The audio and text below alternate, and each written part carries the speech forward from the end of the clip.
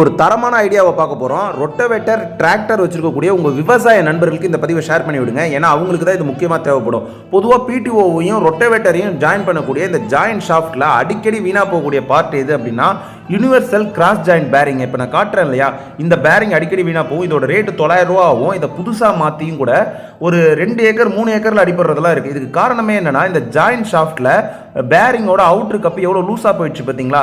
இந்த மாதிரி ஆனதுக்கு அப்புறம் இது லூஸாக எத்தனை தடவை புதுசு மாற்றினாலும் உடையுங்க. இதுக்கு என்ன தீர்வு அப்படின்னா, ரொம்ப சிம்பிளாக சொல்லணும் அப்படின்னா, இதை நம்ம டைட் பண்ணணும். அதுக்கு முக்கியமாக என்ன பண்ணணும்னா, இந்த பேரிங்கை போட்டு விட்டு லாக் பின்னை மட்டும் போட்டு ஒரு சில இடத்துல விட்டுடுறீங்க. அந்த மாதிரி விடாதீங்க.